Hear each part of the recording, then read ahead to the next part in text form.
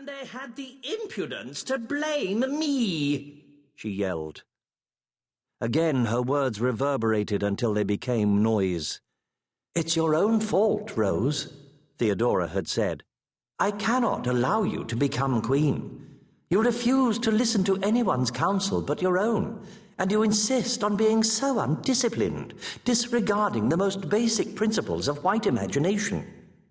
Perhaps I have discipline in other things, she had spat. That's what I'm afraid of. You've already scared a number of important Wonderlanders. Red had made it her life's work to scare so-called important Wonderlanders. She had scared a great many of them during her all-too-brief time on the throne. But whatever fears she had instilled, whatever terrors inflicted, were nothing compared to what she would accomplish now that she had navigated her own looking-glass maze. Her fingers closed around the scepter, giving her access to the full potential of her imaginative powers. She was the strongest heart alive. She would recapture the heart crystal, and no one, not even prissy Alyss Hart, would be able to wrench it away from her.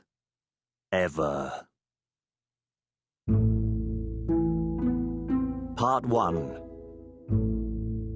Chapter 1. Wonderland's finest architects had designed it and overseen its fabrication. The most skilled glaziers, carpenters, masons, and gemologists had worked tirelessly to ensure that even its smallest details were built according to plan. Hart Palace, imagined anew on the site of the former palace, which had stood for generations until being cruelly decimated by Red. The artisans laboured with such great effort in tribute to you, Alyss, said Bibwit Hare, as he escorted the Queen and her personal bodyguard, Homburg Molly, through the palace for the first time. The tips of Bibwit's oversized ears crimped forward. The blue-green veins beneath the translucent skin of his bald head seemed to swell. He was amused by something. I need no tribute, Alyss said.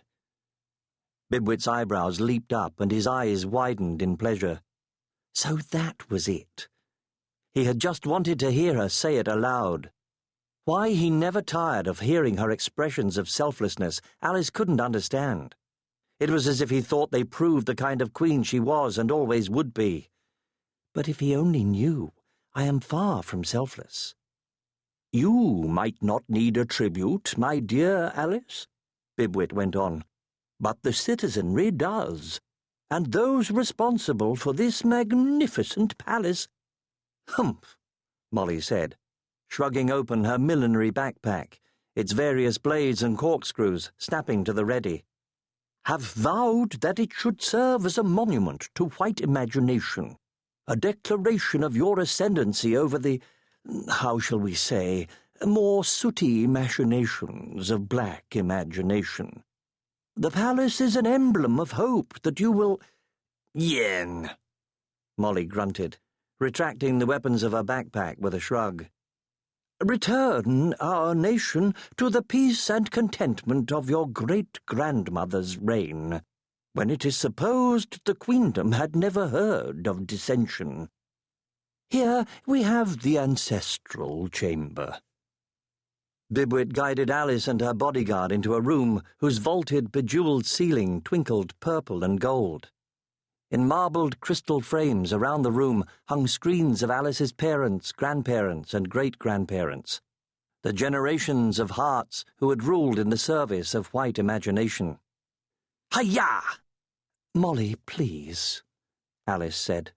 Sorry.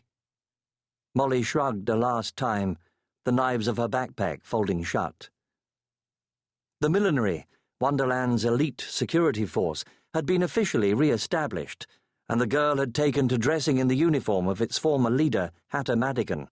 The long coat that flared out behind her like a cape when she ran, the deadly belt that with a punch of its buckle sprouted a series of sabres along its surface, the bracelets that could snap open and become propeller blades on the outward side of her wrists, the backpack. I haven't seen this much optimism since I was a young albino graduating from the tutor corps, Bibwit sighed.